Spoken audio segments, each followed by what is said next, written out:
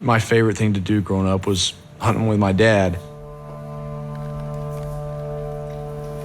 Went to college for 4 years, didn't get to hunt as much, then was in the Navy for 6.5 years, didn't get to hunt really at all.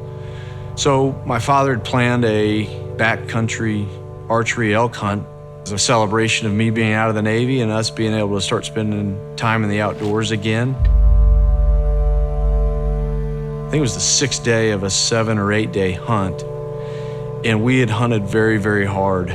He said, "You sure you want to go climb that mountain where those elk are?" And of course, I was fired up to do it. And so we waited till the wind was right, the thermal shifted. We got up the mountain as quick as we could. Took us a couple hours. But when we got up there, he let out one cow call and it was just bulls everywhere.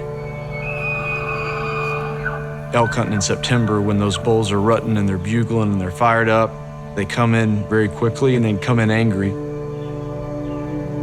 So this bull was coming in extremely fast. I wanted to range him one last time, but he was coming in so quickly, and he came in from as they always do, from a direction you're not anticipating.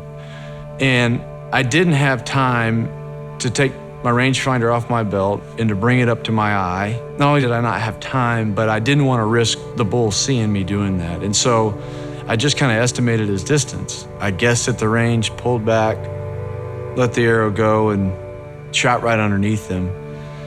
After working that hard and after planning and discussing and talking about that hunt for months with my father and having that opportunity at 40 yards and to put it underneath that bull was absolutely devastating.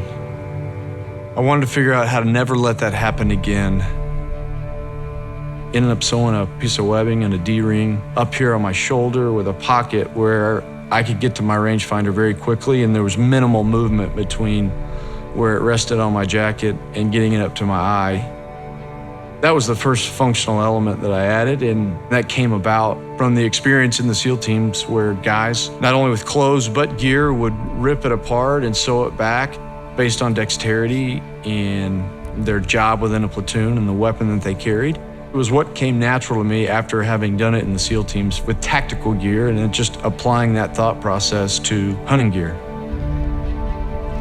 That experience, working very, very hard to get to that spot in the mountain and to blow the shot like that, was what led to that rangefinder tether. And it was a hard lesson to learn, but it was a good lesson to learn.